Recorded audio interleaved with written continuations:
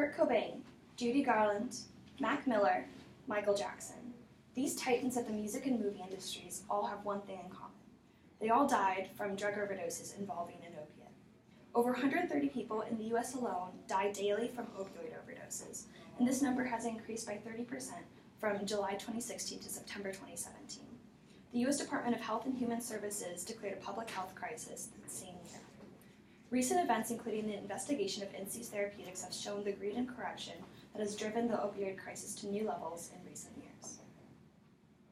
The criminal trial of executives at NC's Therapeutics is the first successful prosecution of pharmaceutical executives tied to the opioid crisis. The 10-week trial included testimonies from 2 former executives and other company officials who agreed to testify in exchange for receiving shorter sentences. After 15 days of jury deliberations, the 5 defendants, including founder John Kapoor, were found guilty of racketeering conspiracy, which is the charge most commonly used against mob bosses and illegal drug dealers.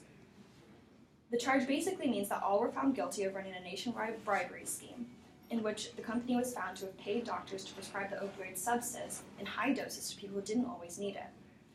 The defense argued that Kapoor was unaware of these illegal activities, but the company was also found to have lied routinely to insurance companies to ensure that their drug would be covered. This was no small issue, as the drug substance could cost up to $19,000 per month. A month after the jury found the executives guilty, NC's Therapeutics reached a $225 million settlement with the Justice Department. The company acknowledged bribing doctors and agreed to follow close federal monitoring.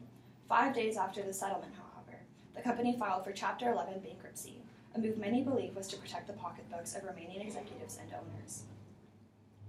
Janis Joplin, Prince, Marilyn Monroe. Gone too soon, rest in peace, thoughts and prayers. We mourn and we move on, and people continue to die from accidental opioid overdoses. Opioids themselves are not the problem here. The problem is that the pharmaceutical industry is prescribing them in such a way that makes abuse and addiction almost inevitable.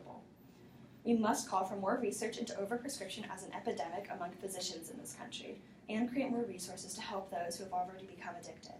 Without additional research and funds, the billion-dollar corporations will continue to sacrifice the lives of their clients in order to fill their pockets. Thank you.